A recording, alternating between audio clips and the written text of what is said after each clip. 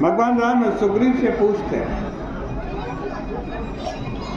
तुम क्या कहते हो?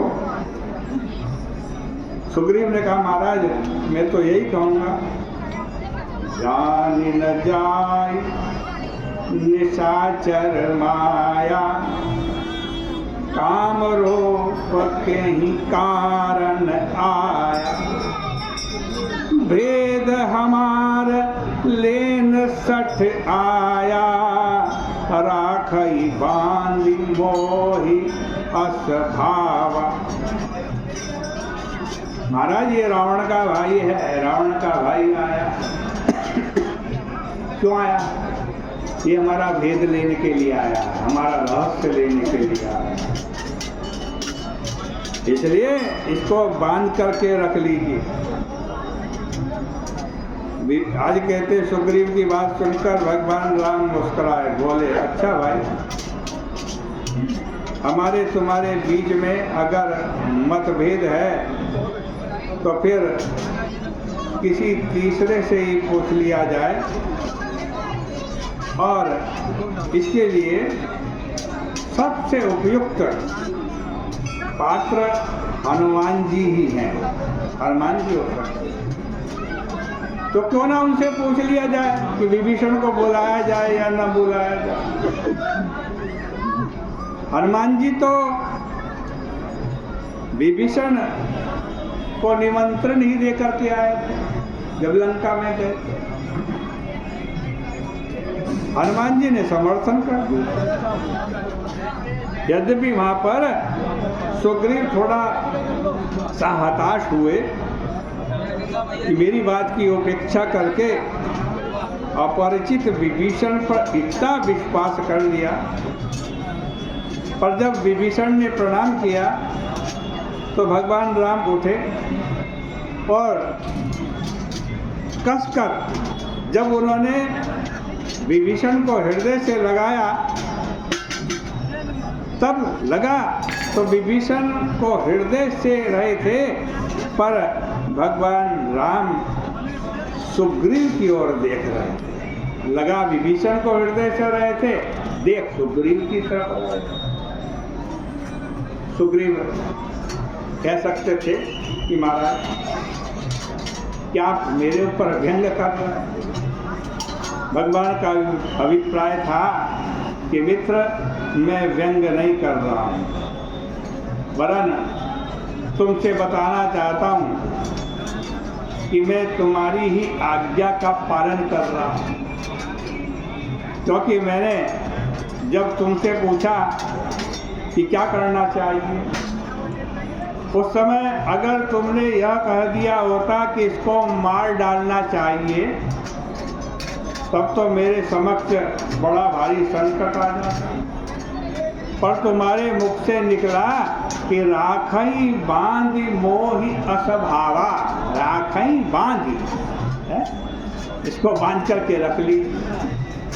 और भाई बांधने के लिए अब रस्सी आदि में कहाँ से ढूंढता, इसलिए इसे मैंने अपनी भुजा में बंधन, भुजा के बंधन में बांध रखा है, बांध लिया।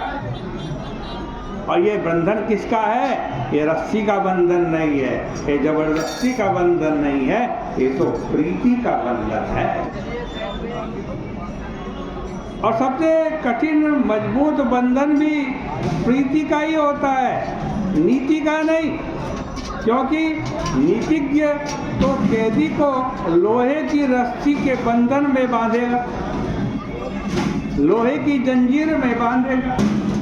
प्रभु का भाव था कि सुग्रीव देख लो, मैंने विभीषण को अपनी भुजा के बंधन में, अपने प्रेम के बंधन में इतना कस करके बांध लिया है कि अब यह जीवन भर कहीं भाग कर जाने की चेष्टा नहीं करेगा।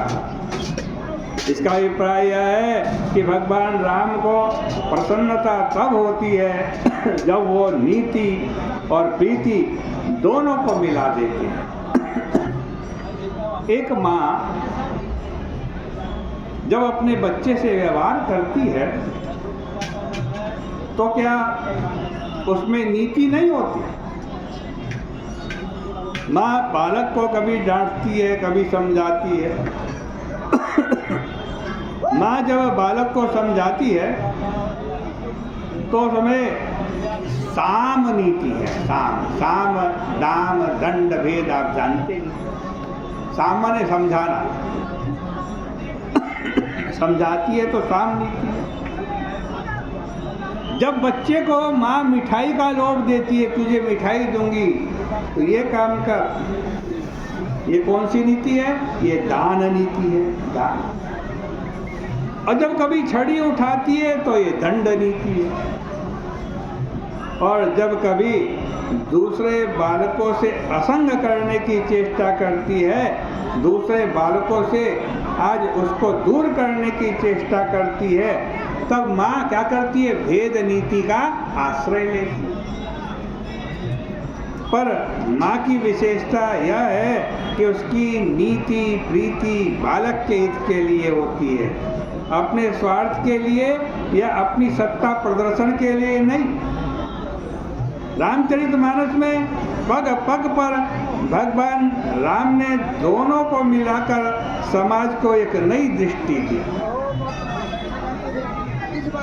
देखो, सुबेल शैल पर कितना सुंदर दृश्य है, क्योंकि भगवान राम के दाहिने कान के पास विभीषण जो बैठे हुए हैं और लक्ष्मण जी कहाँ बैठे हुए हैं, इसका स्पष्टीकरण करते हुए तुलसीदास जी ने कहा कि प्रभु पाछे लक्ष्मण वीरासन। लक्ष्मण जी पीछे की ओर कुछ दूर बैठे हुए हैं। इसमें एक और तो भगवान राम के छोटे भाई लक्ष्मण हैं और दूसरी ओर रावण के छोटे भाई विभीषण हैं। किंतु भगवान राम जब दोनों को बैठने के लिए स्थान का चुनाव करने लगे तो लक्ष्मण जी से भगवान राम ने पूछा, लक्ष्मण तुम कहाँ बैठोगे? मेरे पास कि मुझसे दूर? लक्ष्मण जी ने कहा, महाराज आपके पास दूसरों को बैठने के लिए जगह खाली रहे, इसलिए मैं जरा दूर बैठूंगा आपसे। इस तरह भगवान श्री राघवेंद्र मनुष्य से लेकर गीध जटायु पशु पक्षी और राक्षस तक को एकाकार कर देते हैं। इस प्रकार एक और तो भगवान राम की यात्रा की समग्रता है नीति और प्रीति के मिलन में, और दूसरी ओर परमार्थ और स्वार्थ की दृष्टि से देखने पर भी यही तत्व देखने में आएगा। बहिरंग दृष्टि से देखें तो ऐसा लगता है कि विभीषण की शरण में, विभीषण को शरण में लेना भगवान राम का स्वार्थ है। इसलिए भगवान राम ने भी लंका के राज्य का प्रलोभन विभीषण को दे दिया। लेकिन गंभीरता से विचार करने पर हमें इसमें एक भिन्न ही अर्थ का दर्शन होगा। भगवान राम ने जब विभीषण को लंकेश कहा तो विभीषण संकोच में गड़ गए, पर उनका तात्पर्य सर्वथा भिन्न था, जिसका दर्शन आगे चल कर के तब होता है जब भगवान राम ने विभीषण को तिलक किया। तो भाई राज तिलक करने के बाद अगर भगवान राम विभीषण को लंकेश कहें तब तो बिल्कुल ठीक है, क्योंकि राज तिलक हो जाने के बाद व्यक्ति राजा हो जाता है। पर तिलक करने से पहले ही भगवान ने विभीषण को लंकेश कह करके क्यों पुकारा? विभीषण जी ने पूछा, प्रभु आपने मुझे लंका का राजा कह दिया, परंतु प्रभु ने कहा, विभीषण अगर लंका का राज्य मैं देता तो निश्चित रूप से मैं बाद में कहता, जब राज तिलक होता तब कहता तुम्हें, यदि मैं देता। पर मैं जानता हूँ कि लंका के वास्तविक राजा तो तुम ही हो।